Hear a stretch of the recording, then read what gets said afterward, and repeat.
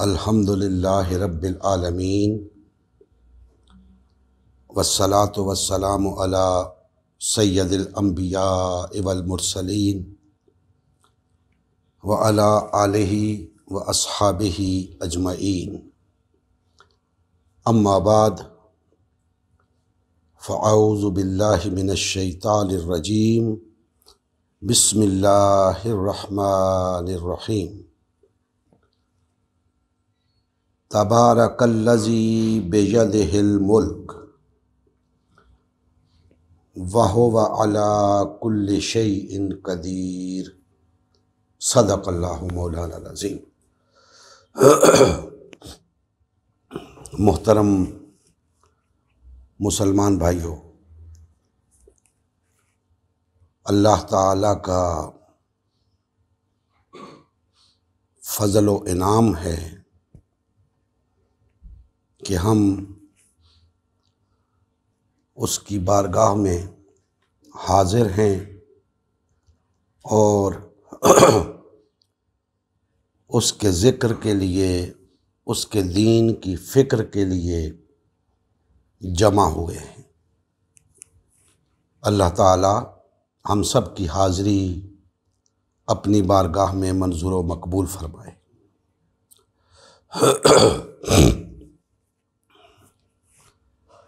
मैंने आपके सामने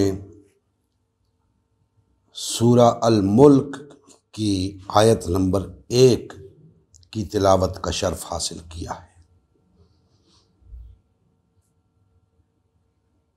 अल्लाह जल्ला मजदहू इरशाद फरमाते हैं, बड़ी बाबरकत है वो ज़ात जिसके हाथ में बादशाही है, इक़्तिदार है और वो हर शय पर कादिर है।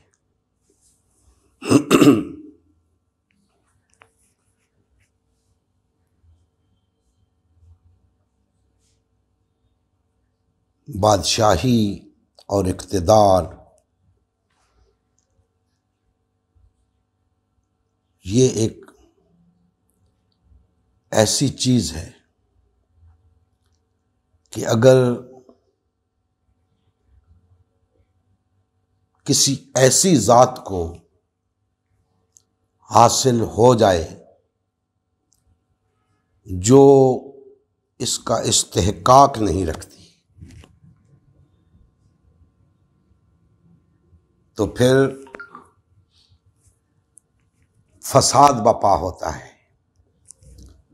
फितने उठते हैं, कत्ल व गारतगरी होती है, बदअमनी होती है, मुआशी तबाही होती है, इंसाफ का खून होता है, अदल मुयस्सर नहीं आता। हत्ता कि इंसानी मुआशरे के अंदर वो खराबियां जन्म लेती हैं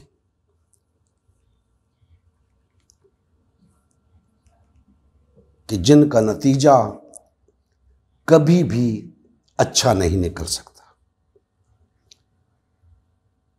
सवाल ये है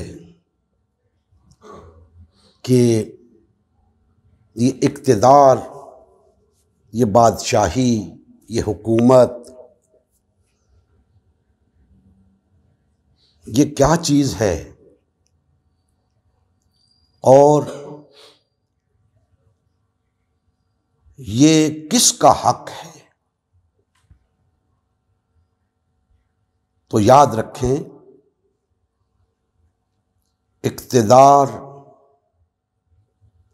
बादशाहत, हुकूमत सिर्फ और सिर्फ ऐसी ज़ात का हक है जो हमेशा से हो और हमेशा के लिए हो।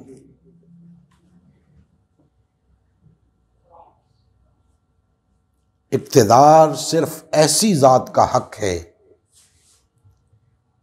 जो किसी के सामने जवाबदेह ना हो। इक़्तिदार ऐसी ज़ात का हक है जिसका इक़्तिदार हमेशा से कायम हो और हमेशा कायम रहे, उसे ज़वाल ना हो।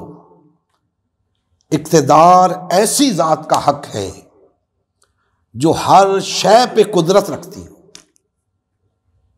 जो कि इस आयत मुबारका के अंदर बयान फरमाया गया है। हर शय पे कुदरत रखती हो वो ज़ात, उसे कोई पूछने वाला ना हो। जब वो कानून बनाए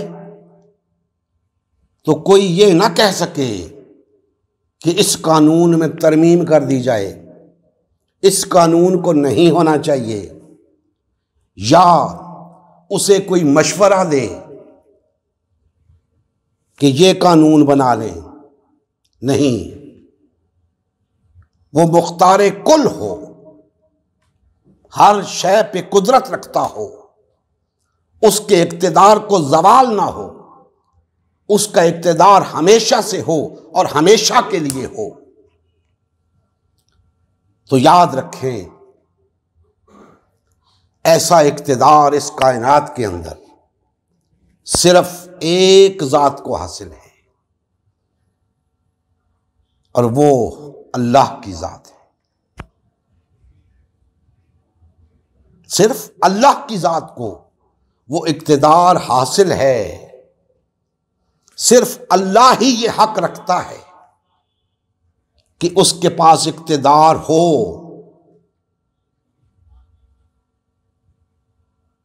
अल्लाह के बाद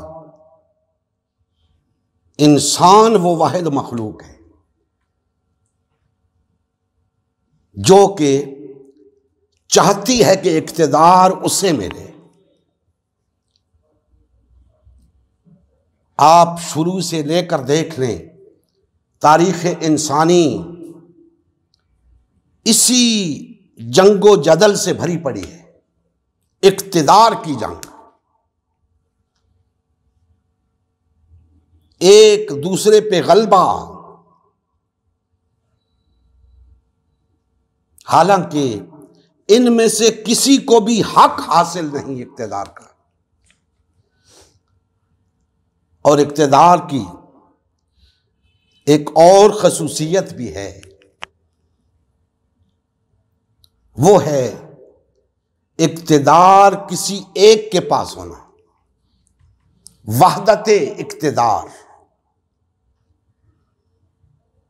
अल्लाह की ज़ात के साथ इस इक़्तिदार में कोई शरीक नहीं, वो अकेला है, यक्का व तन्हा है, जो इस पूरी कायनात पे अपना इक़्तिदार कायम किए हुए है। ये वहदत इक़्तिदार,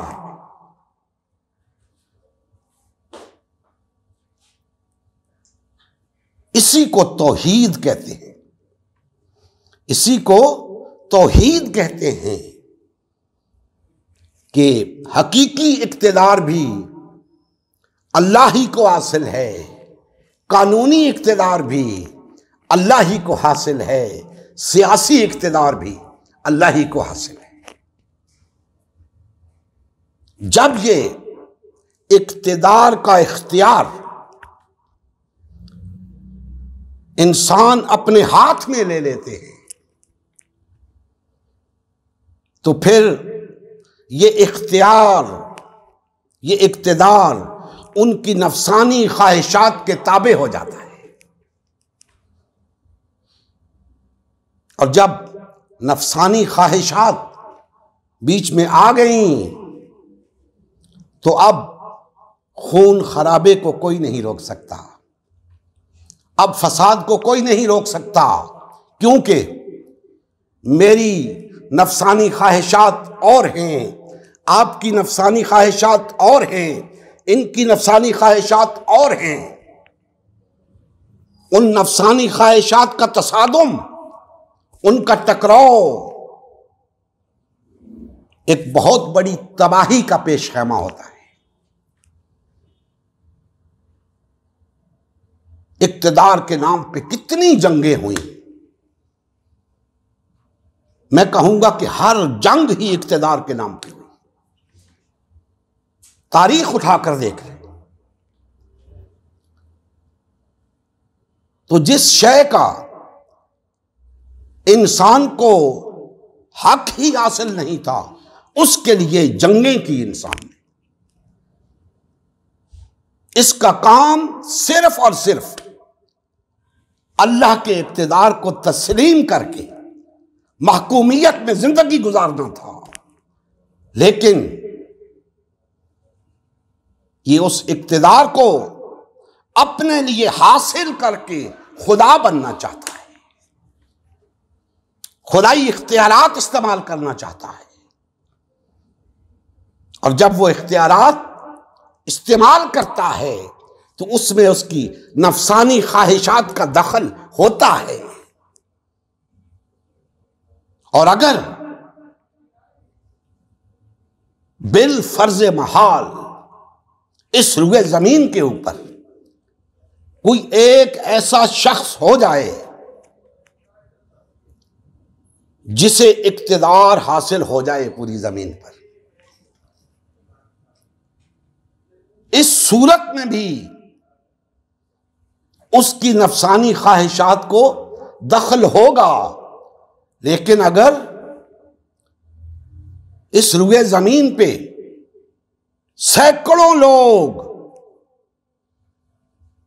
उस इक्तिदार के हुसूल में लगे हुए हों और इस जमीन को लकीरें खींच के तकसीम करके अपना अपना इक्तिदार कायम किए हुए हों, तो सबकी नफसानी ख्वाहिशात, एक दूसरे पर चढ़ दौड़ने की ख्वाहिशात, एक दूसरे पर गलबा पाने की ख्वाहिशात, एक दूसरे को फतह करने की ख्वाहिशात उनके दरमियान तसादुम पैदा करेंगी।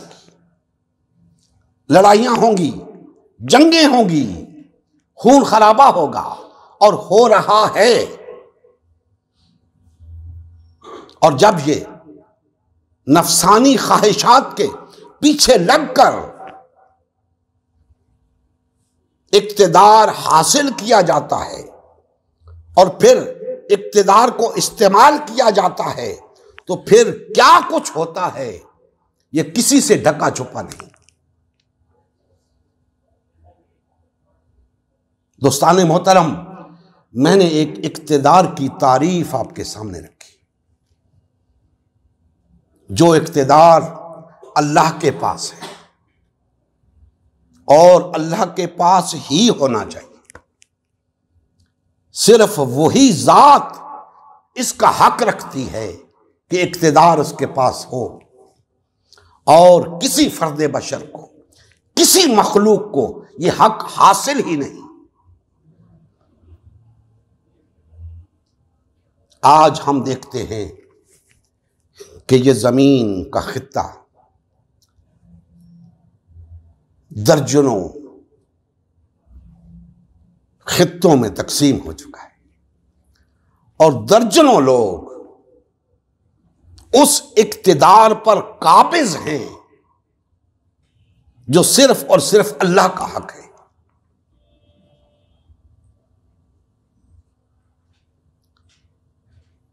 अगर हम ज्यादा तफसील में ना जाएं,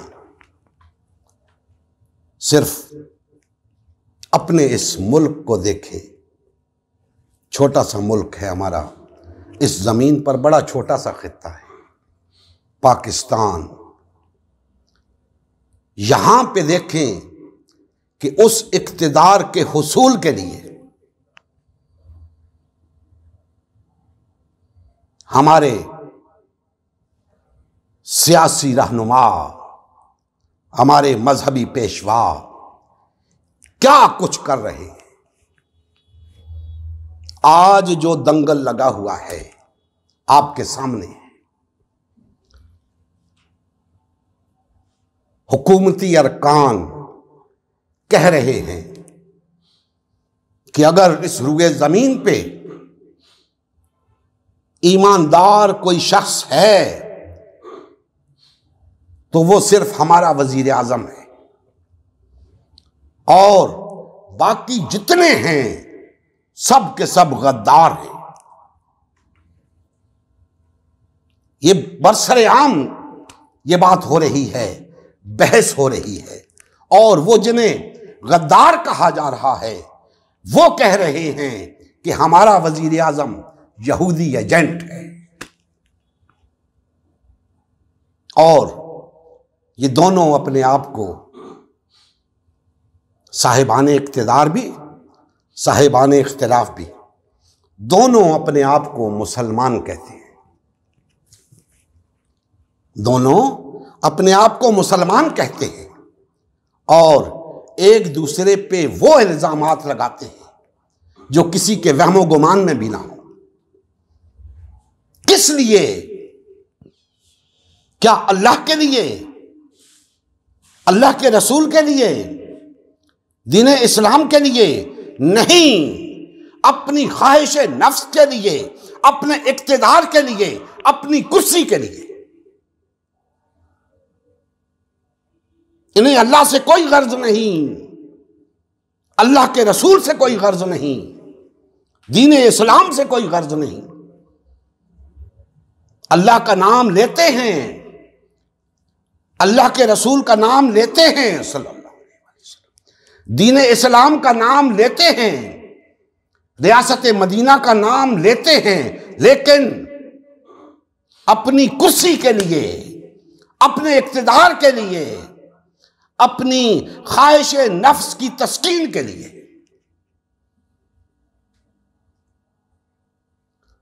हमारी किसी के साथ कोई रिश्तेदारी नहीं, न साहिबान इक्तिदार के साथ, न साहिबान इख्तिलाफ के साथ। लेकिन एक मसला ऐसा है जिस पर मैं बात किए बगैर नहीं रह सकता। कौन गद्दार है, कौन वफादार है, हम इस बहस में नहीं पड़ेंगे। हम सिर्फ एक बात करना चाहेंगे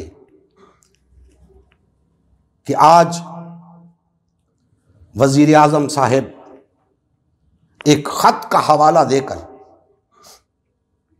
बड़ा शोर मचा रहे हैं। वज़रा की टीम उस खत को लेकर बड़ी हुब्बुल वतनी का मुजाहरा कर रही है और ये कहा जा रहा है कि हम बेगैरती की जिंदगी नहीं बसर कर सकते, हमें एक गैरतमंद कौम के तौर पे जीना है, आगे बढ़ना है। हम किसी की धमकी क्यों सुने, हम उस धमकी का जवाब क्यों ना दें। अलगरज बहुत सारी बातें कही गई। मैं तस्लीम करता हूं हमें एक गैरतमंद कौम के तौर पे जिंदा रहना चाहिए, हमें किसी की धमकी में नहीं आना चाहिए। किसी को क्या हक पहुंचता है हमें धमकाने का?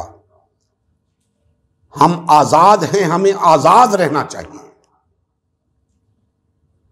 लेकिन जब वजीर आजम साहब ये कहते हैं कि धमकी ये आई है कि अगर तहरीक अदम एतमाद कामयाब ना हुई और इमरान खान वजीर आजम रह गया तो इसका खमियाजा आपको भुगतना पड़ेगा, इसके नतायज बड़े संगीन होंगे। लिहाजा अब मेरी हुकूमत खत्म नहीं होनी चाहिए, खा हमें उसका खमियाजा ही क्यों ना भुगतना पड़े। यह मेरी हुकूमत के खिलाफ साजिश हुई है और अगर हमें नुकसान उठाना पड़े तो उठाएंगे। हम आज़ाद रियासत हैं, आज़ाद कौम हैं, गैरतमंद कौम हैं। अगर अमेरिका हमें कोई नुकसान पहुंचाता है तो हम वो नुकसान बर्दाश्त करेंगे। वजीर आजम साहेब, मेरा आपसे एक सवाल है। आपकी बातें बजा हैं। एक कौम को गैरतमंद होना चाहिए, एक कौम को बासूल होना चाहिए, किसी आलमी ताकत से डरना नहीं चाहिए, किसी दबाव में नहीं आना चाहिए। लेकिन आप तो तहफ़्फ़ुज़ नामूस रिसालत के बड़े चैंपियन हैं। आपने आलमी फोरम पे इस्लामोफोबिया का मामला उठाया है। क्या आप वो वक्त भूल गए हैं जब अहलियाने पाकिस्तान ने नबी करीम सल्लल्लाहु अलैहि वसल्लम के नामूस के तहफ़्फ़ुज़ की खातिर ये मुतालबा किया था कि वज़ीर आज़म साहेब फ्रांस के सफ़ीर को निकालिए। तहफ़्फ़ुज़ नामूस रिसालत का मसला है, सब मुसलमानों का मुश्तरका मसला है। आप उस सफ़ीर को निकालें। जनाब वज़ीर आज़म साहेब, क्या आपकी हुब्बुल वतनी मोहब्बत रसूल से बढ़कर है कि आपने मोहब्बत रसूल की खातिर उस सफीर को निकालने की बजाय आपने कहा नहीं, हम ये अफोर्ड नहीं कर सकते, यूरोपीय यूनियन हमारे साथ ताल्लुकात मुनक़ते कर लेगी, हमारे मुआशी हालात खराब हो जाएंगे। इस्मत मुस्तफ़ा की बात हो, नामूसे रिसालत की बात हो तो आपको डर लगे, आपकी कुर्सी की बात हो आप गैरतमंद बन जाएं। आज कुर्सी को बचाने के लिए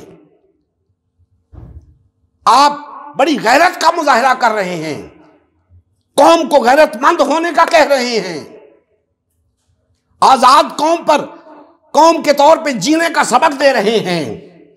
उस वक्त आपकी गैरत कहां थी जब नामूसे रिसालत की खातिर फ्रांस के सफीर को निकालने का मुतालबा किया गया था। आपने वो मुतालबा तस्लीम नहीं किया क्योंकि वो नामूसे मुस्तफ़ा का मसला था। आज आपके इक़्तिदार का मसला है, आज आपकी कुर्सी का मसला है। आज आप डट गए हैं कि अमेरिका जो चाहे कर ले, हम अपने खिलाफ साजिश नहीं होने देंगे। क्या उस वक्त आपको यह ख्याल नहीं आया कि यूरोपीय यूनियन जो चाहे कर ले, हम अजमत मुस्तफा की खातिर कट मरेंगे, कोई समझौता नहीं करेंगे?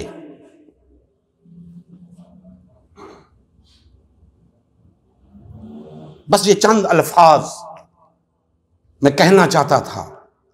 ये मेरे दिल की आवाज थी, मेरे दिल की नहीं, हर मुसलमान के दिल की आवाज है कि हम अल्लाह और उसके रसूल की खातिर कुछ करने को तैयार नहीं, खाली उनके नाम पर, उनके नाम को बेचकर इक़्तिदार हासिल करना चाहते हैं, उनके नाम पर, उनके नाम को बेचकर अपनी कुर्सी को कायम रखना चाहते हैं। और सबका यही हाल है, सबका यही हाल है। अपने इक़्तिदार को जाता देखकर मुल्क की सालमियत को दांव पे लगा दिया। आकाए दो जहां की नामूस की कोई फिक्र नहीं। वहां सारे खतरात सामने आ गए, यहां पे खतरात टल गए। यहां पे खतरात की कोई फिक्र नहीं, वहां पे हर खतरे का गुमान था। क्या हो जाता अगर आप फ्रांस के सफीर को निकाल देते? कोई कयामत नहीं आनी थी। लेकिन अफसोस के साथ कह रहा हूं, ये कौमी गैरत का तकाजा है। जो आज आप कर रहे हैं वो दीनी गैरत का तकाजा था जिससे आपने मुंह मोड़ लिया।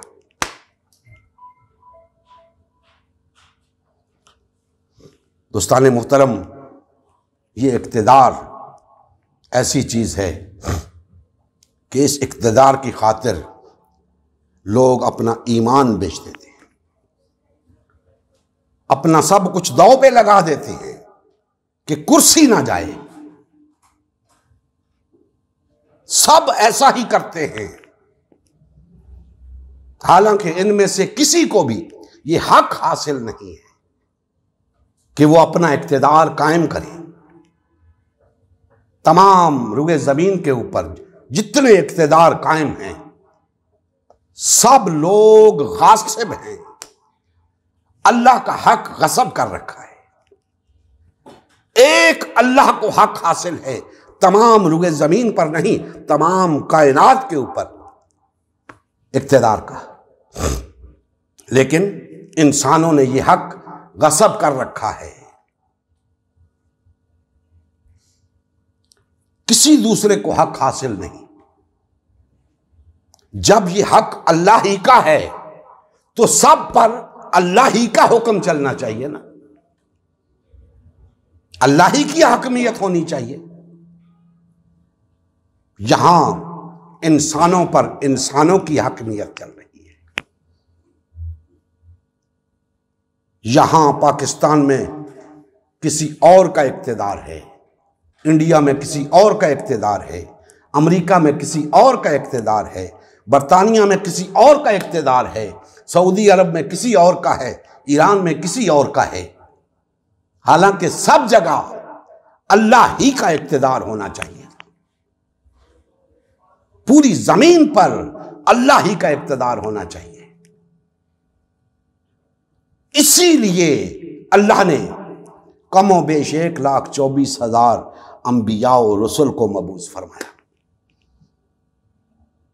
कि इस रुए जमीन पर इंसानों पर किसी इंसान को हुकूमत का हक हासिल नहीं है। लिहाजा लोगों, अल्लाह की हाकमियत को तस्लीम करो, अल्लाह के बंदे बन जाओ, अल्लाह की माकूमियत में आ जाओ। यही पैगाम अंबिया कराम अलैहिमुस्सलाम ने इंसानियत को दिया। लेकिन इंसान को अल्लाह जल्ला मजदहू ने जो इरादा और इख्तियार अता किया था, उसके तहत इंसान ख्वाहिश नफ्स का शिकार हो गया, शैतान के बहकावे में आ गया और अल्लाह की बंदगी करने की बजाय, अल्लाह की गुलामी करने की बजाय, अल्लाह की महकूमियत में रहने की बजाय अपना इक़्तिदार हासिल करने की तगोदौ में लग गया। जहां तक जिसका बस चला उसने अपना इक़्तिदार कायम करने की कोशिश की। बेशुमार इक़्तिदार कायम हुए, मिट गए। हालांकि हकीकतन इक़्तिदार वो होता है जो हमेशा से हो और हमेशा के लिए हो। यहां इक़्तिदार आए, मिट गए, बड़े बड़े इक़्तिदार आए, खत्म हो गए। हर इक़्तिदार ने आके अपना इख्तियार इस्तेमाल किया और फिर उसमें उसकी ख्वाहिश नफ्स को दखल था। लिहाजा वो काम नहीं हो सका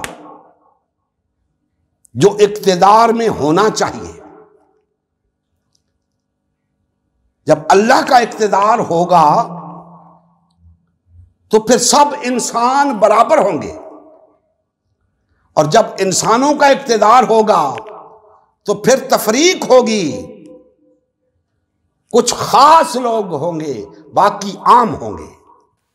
आम के लिए कानून और होगा, खास के लिए कानून और होगा।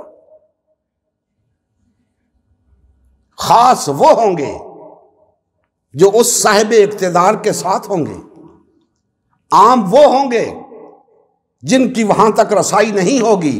लेकिन अल्लाह के इक़्तिदार में कोई खास नहीं होता, कोई आम नहीं होता, सब एक जैसे होते हैं, सब के लिए एक ही कानून होता है। और जब सब के लिए एक ही कानून होगा तो सबको एक जैसे मौके मुयस्सर आएंगे, सबके साथ अदल होगा, बराबरी होगी, इंसाफ होगा, सबको अपने बुनियादी हुकूक मुयस्सर आएंगे। मुआशरे के अंदर, इंसानी मुआशरों के अंदर खुशहाली होगी। कोई किसी का हक नहीं मार सकेगा, कोई किसी के साथ ज्यादती नहीं कर सकेगा। अगर करेगा तो छोटा हो या बड़ा सजा पाएगा। लेकिन इंसानों का इक्तदार होगा तो छोटा सजा पाएगा, बड़ा ऐश करेगा, बड़ा दंदनाता फिरेगा, उसे कोई पूछने वाला नहीं होगा। उसके लिए अगर जेल भी होगी तो VVIP होगी, ऐसी जेल होगी कि आम आदमी ने अपनी जिंदगी में उसका तसव्वुर भी नहीं किया होगा। तो इंसानों का इक्तदार इंसानों के लिए इंतहाई नुकसानदेह है, तबाहकुन है। आज इंसानियत क्यों जुल्म की चक्की में पिस रही है, क्यों हर तरफ गुर्बत है, क्यों इंसानों को अपने बुनियादी हुकूक मुयस्सर नहीं? इसलिए कि उनके ऊपर इंसान हुक्मरान है। अगर उनके ऊपर अल्लाह का इक्तदार होता, सबको उनके हुकूक मुयस्सर आते, सबके साथ अदल होता, मुआशरों में बदअमनी ना होती, फहाशी और उर्यानी ना होती, हर तरफ अदल होता, इंसाफ होता, अमन होता। दोस्ताने मोहतरम, हमने जिस जिद्दोजहद का आगाज किया है, उम्मत मुस्लिमा की तश्कील नौ, उसका मरकजी नुक्ता ही यह है कि अल्लाह जल्ला मजदहू वाहिद साहिब इक्तदार है इस पूरी कायनात का, और तमाम इंसानों का खालिक है, मालिक है, हाकिम है। तमाम इंसानियत को उसी एक की बंदगी करनी चाहिए, तमाम इंसानियत को उसी एक की महकूमियत में रहकर जिंदगी गुजारनी चाहिए। लेकिन अफसोस कि वो लोग तो रहे एक तरफ जिन्होंने अल्लाह को तस्लीम ही ना किया, और जिन्होंने तस्लीम किया वो भी अल्लाह की हाकमियत को तस्लीम करने से इनकारी है। उन्होंने भी अल्लाह को हाकम आला तस्लीम करने की बजाय अपने अपने इक्तदार कायम कर रखे हैं। 57 मुल्क हैं आज मुसलमानों के पास। हर मुल्क के अंदर किसी शख्स का इक्तदार कायम है, अल्लाह का इक्तदार कहीं नहीं। तो जरूरत इस अमर की है कि सबसे पहले उन लोगों को जो कम अज कम जुबान से तो कहते हैं कि अल्लाह हमारा हाकिम है, अल्लाह हमारा रब है, उन लोगों को यह सबक याद दिलाया जाए कि भाइयों, अल्लाह एक है, अल्लाह एक है, उसी का हुक्म हम सब को मानना है। तो फिर हम सब अलग अलग क्यों हैं, हम सब तकसीम क्यों हैं? हमें भी एक होना चाहिए, बिला तफरीक हम सबको एक होना चाहिए। मैं इस वक्त पूरी दुनिया की बात नहीं करता, तमाम मुसलमानों की बात नहीं करता, सिर्फ पाकिस्तान की बात करता हूं। 22-23 करोड़ मुसलमान हैं जो कहते हैं अल्लाह हमारा रब है। हम तस्लीम करते हैं कि आप ठीक कह रहे हो, आप कहते हो कि अल्लाह हमारा इलाहा है, हम सिर्फ ये कह रहे हैं कि अगर ये बात सच है कि अल्लाह ही हम सब का इलाहा है, अल्लाह ही हम सब का हाकिम है, तो आज हम बेशुमार जमातों और फिरकों में क्यों तकसीम हैं? हर फिरका, हर जमात इक्तिदार के हुसूल की तगोदौ में है। सब अपना अपना इक्तिदार चाहते हैं, हालांकि हम सबको चाहिए था कि हम मिलकर अल्लाह का इक्तिदार कायम करते, अल्लाह की हकमियत को कायम करते, दीन को कायम करते। लेकिन हम तकसीम हैं, मुतफर्रिक हैं, मुंतशिर हैं बेशुमार पार्टियों और फिरकों में। आज मेरा ये पैगाम है इन 22-23 करोड़ मुसलमानों के लिए, खा उनका ताल्लुक पीपल्स पार्टी से है, खा मुस्लिम लीग से, खा तहरीक इंसाफ से है, खा जमात इस्लामी से, खा तबलीगी जमात से है, खा दावत इस्लामी से, खा तहरीक लब्बैक से है, खा मिनहाजुल कुरान से, किसी भी जमात से ताल्लुक है। सब मुसलमानों ने जमातें बना रखी हैं। तो आप सब एक जमात क्यों नहीं बनते? आप कहते हो कि हम नबी करीम सल्लल्लाहु अलैहि वसल्लम की उम्मत हैं, तो क्या उम्मत ऐसे होती है? आप तो दावा एक उम्मत होने का रखते हो, लेकिन अमलन बेशुमार उम्मतों में तकसीम हो। ये उम्मत फलां की है, ये उम्मत फलां की है, ये फलां की है और ये फलां की है। कहां है अल्लाह के रसूल की उम्मत?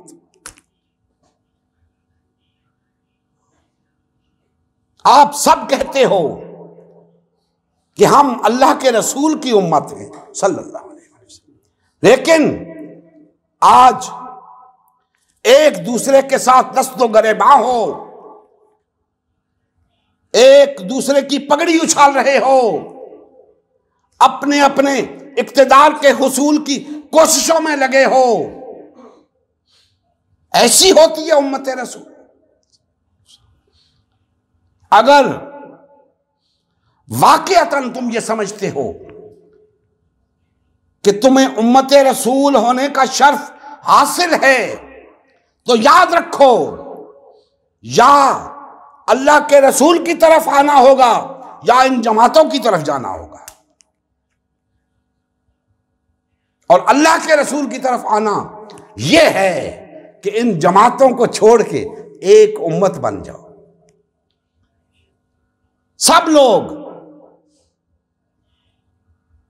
हर सियासी जमात का वर्कर, हर मजहबी जमात का फर्क, सबसे कह रहा हूं, ये आपके कायदीन ये कभी अल्लाह उसके रसूल की तरफ नहीं आएंगे। उनके मफादात हैं, वो ख्वाहिशात नफसानी के पीछे लगे हुए हैं। उन्हें एक तरफ रहने दो, आप आओ मुसलमानों, आप आओ, आओ इकट्ठे हो जाएं, आओ वो उम्मत बन जाएं जिनके ऊपर सिर्फ और सिर्फ अल्लाह की हाकमियत होती है, किसी प्राइम मिनिस्टर की नहीं, किसी प्रेसिडेंट की नहीं, सिर्फ अल्लाह की। उनकी बागडोर एक शख्स के हाथ में होती है जो बज़ाहिर तो हुक्मरान लगता है, लेकिन होता खलीफा है, होता नायब है, हुक्मरान नहीं होता। उस पर भी अल्लाह का कानून उसी तरह लगता है जिस तरह एक आम शख्स पे। किसी को इस्तिस्ना नहीं होता। तो जब हम सब का इलाहा एक है तो हम सब एक क्यों नहीं हैं?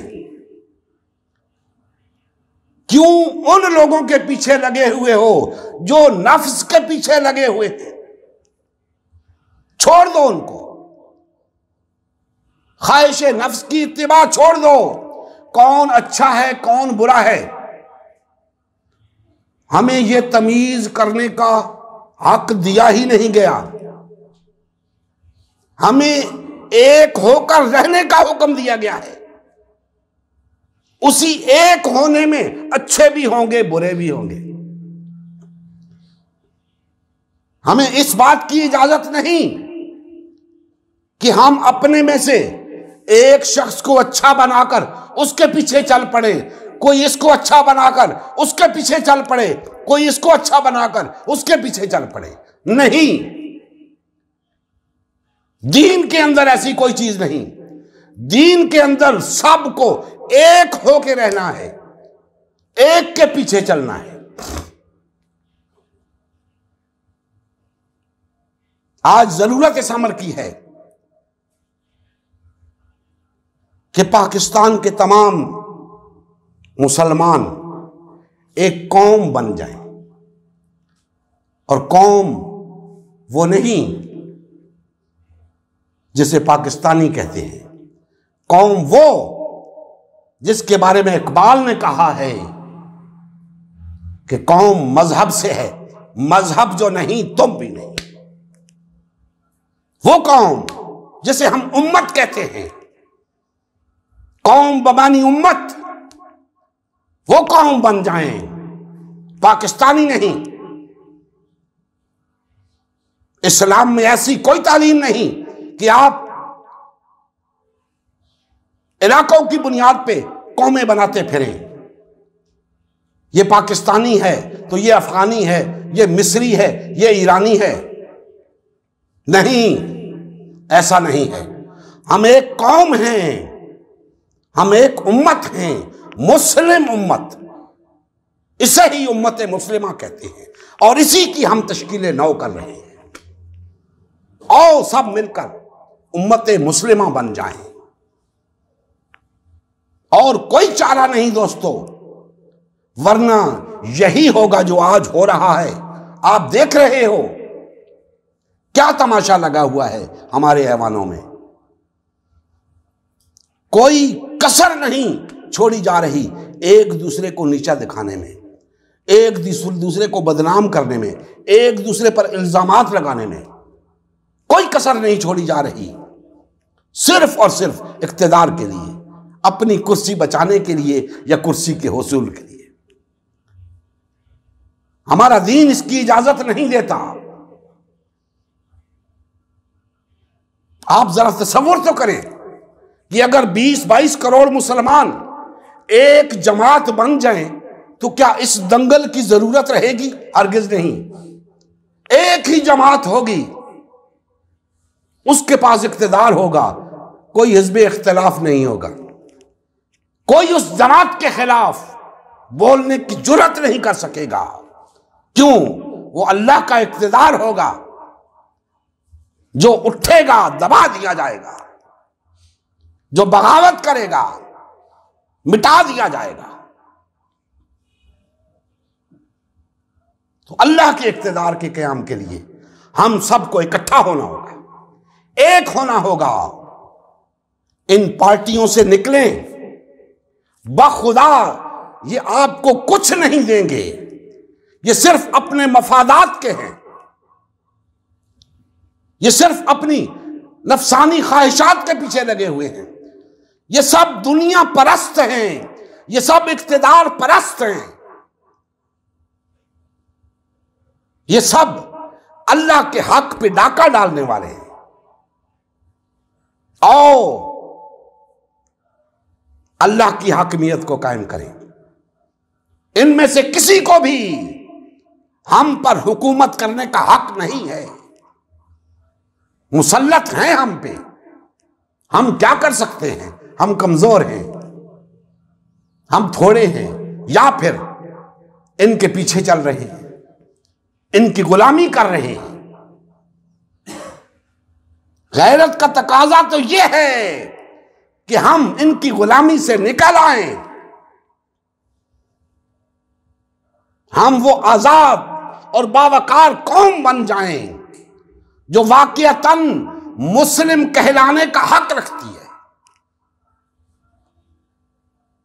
तब ये सारे झंझट खत्म होंगे, वरना इसी तरह ये दंगल लगते रहेंगे। आपको सब्ज बाग दिखाए जाते रहेंगे, हुकूमतें आती रहेंगी, जाती रहेंगी, आपको कुछ नहीं मिलेगा, इंसानियत को कुछ नहीं मिलेगा। इस्लाम तो वो दीन है जो तमाम इंसानियत को उन इनामात से नवाजना चाहता है जो अल्लाह जल्ला मजदहू ने इंसानियत के लिए रखे हैं।